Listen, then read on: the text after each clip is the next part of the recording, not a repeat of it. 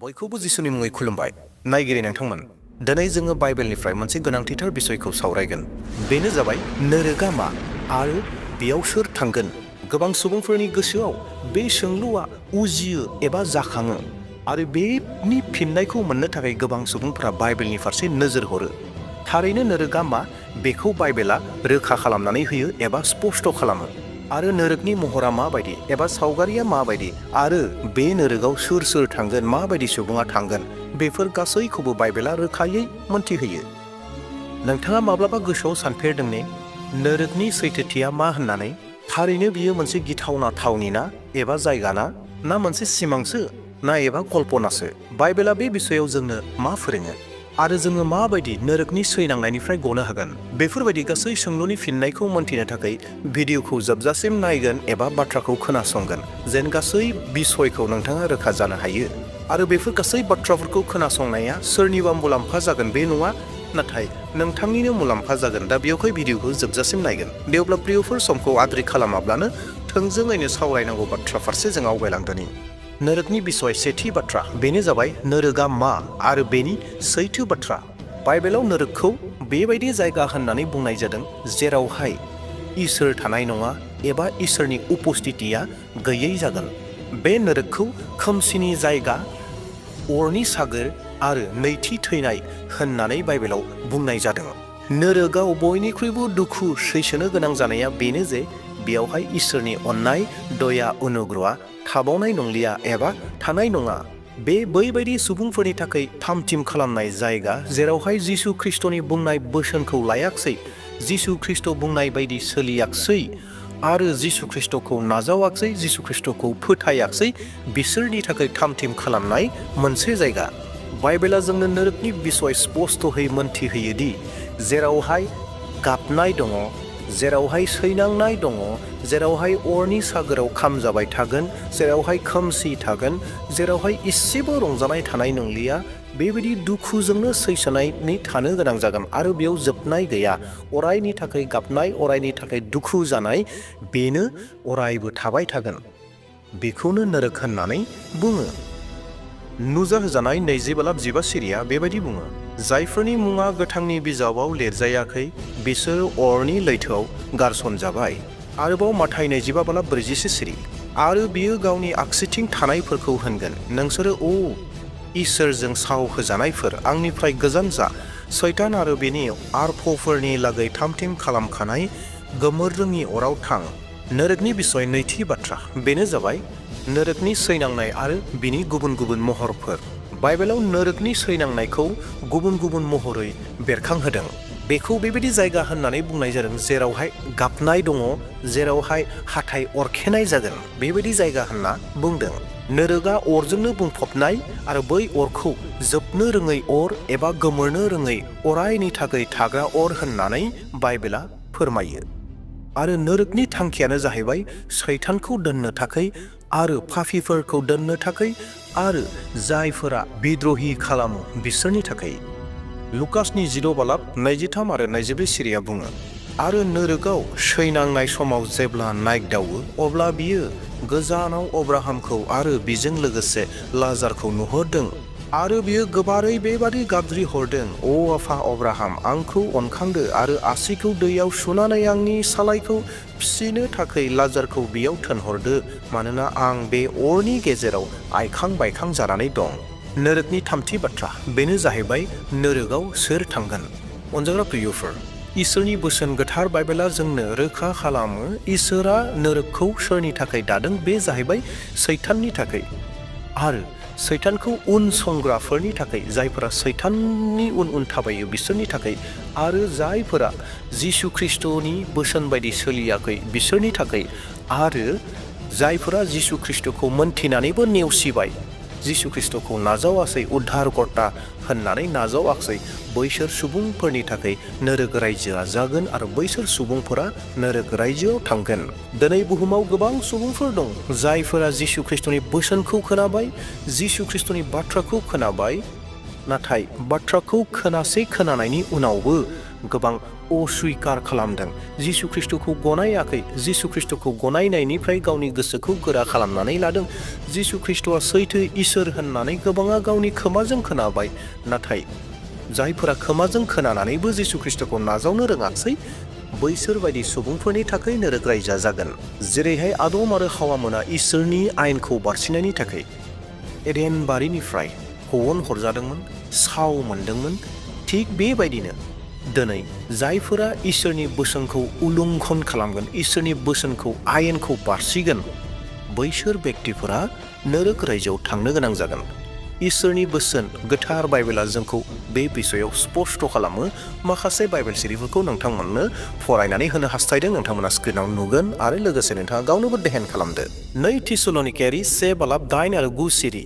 जेब्ला फोरबु जिसुआ गावनि बोलोग्रा आरफफोरखौ लानानै अर सालायजों सोरगोनिफ्राय नुजाफैयो, अब्ला नोंसोरो सैनांनायनिफ्राय सख'जागोन आरो जायफ्रा इसोरखौ एरगारदों, जोंनि फोरबुनि गाहाम रादाबखौ मानियाखै, बिसोरखौ बियो बे समाव साजाय होगोन। फोरबुनि फैनाय समाव बिसोरो फोरबुनि मोखांनिफ्राय थख' खालामजागोन आरो जोबनो गैयै सैनांगोन। ब्रैथि बाथ्रा, नोरोगनिफ्राय गनो हानायनि मोनसेल' राहा। अनजाग्राफोर, बाइबेला जोंनो बेखौबो फोरोङो दि नोरोगनिफ्राय जोङो माबायदि बारग'नो हागौ। नोरोगनिफ्राय बारग'नो हानायनि केबल मोनसेल' राहा लामा दङ, बे जाहैबाय जिसु ख्रीष्टखौ नाजावनाय, जिसु ख्रीष्टखौ फोथायनाय।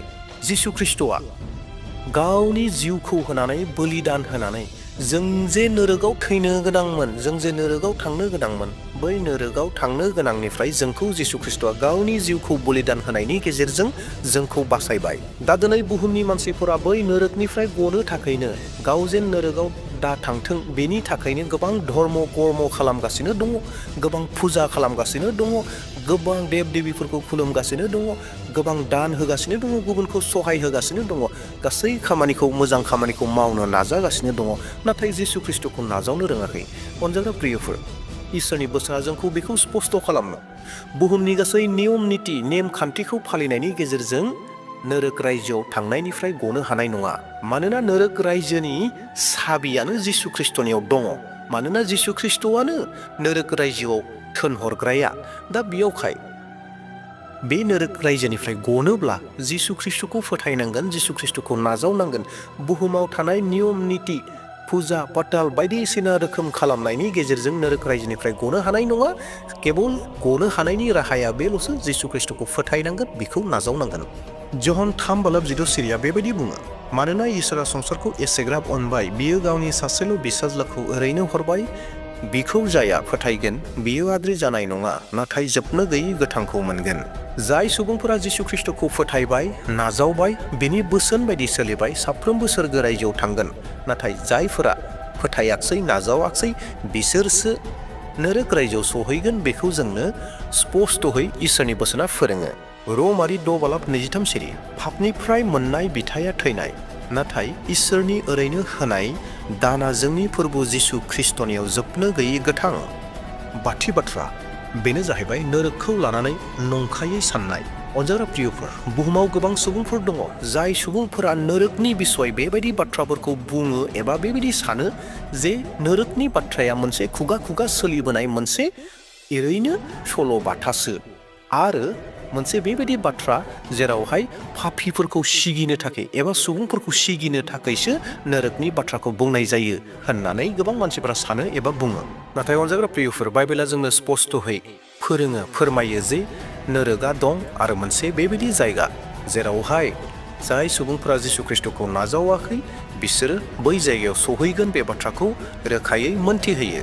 आरोबाव गोबां सुबुंफोरा बेबायदि बाथ्रा बुंबावो जेरावहाय नोरोगनिफ्राय गनो थाखाय धर्म कर्म खालामनांगौ, मोजां खामानि मावनो नांगौ, मोजां खामानि मावब्लानो नोरोगाव थांनायनिफ्राय गनो हागोन होननानै गोबां सुबुंफोरा बुङो, आरो बेबायदिनो गोबां फोथायारिफोरा मावगासिनोबो दङ। नाथाय इसोरनि बोसोन गोथार बाइबेला जोंखौ बेखौसो स्पष्ट खालामदों दि जे नोरोगनिफ्राय थांनायनिफ्राय गनो नांगौब्ला केबल जिसु ख्रीष्टल'सो दङ। जिसु ख्रीष्टखौ फोथायोब्लासो नोरोग रायजोआव थांनांनायनिफ्राय गगोन। इफिसुसारि 2:7 आरो 8 सिरि। बिजिरनानै मोनहासयै ख्रीष्ट जिसुनियाव जोंखौ अननायखौ अरायबोनि थाखाय दिन्थिनो बियो बेखौ मावदों। मानोना नोंसोरनि फोथायनायजों बासायजानाया इसोरनि दयाजोंसो, नोंसोरनि मावनायजों बे जायाखै। बियो इसोरनि ओरैनो होनायसो, बेनिखाय नोंसोरनि सासेयाबो गोग्गा खालामनानै लानो हाया। अनजाग्रा प्रियफोर, नोरोगनि बिसय बुहुमनि गोबां मानसिफ्रा गोबां रोखोमनि बाथ्राफोर बुङो, गोबां रोखोमनि गावबागाव साननायफोरखौ बुंनानै गावबागाव साननानै लादों।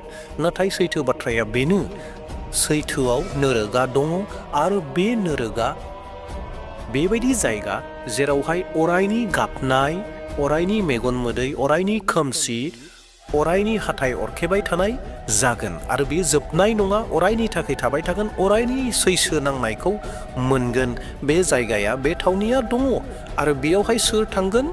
बे जाहैबाय जाय सुबुंफोरा जिसु ख्रिस्ट'खौ नाजावाखसै, जायफ्रा जिसु ख्रिस्ट'खौ गावनि जिउनि उद्धारकर्ता होननानै फोथायाखसै आरो जायफोरा जिसु ख्रिस्ट'नि होनाय आयेन बायदि सोलियाखसै, बिसोर गासै सुबुंफोरा नोरोग रायजोआव सहैगोन।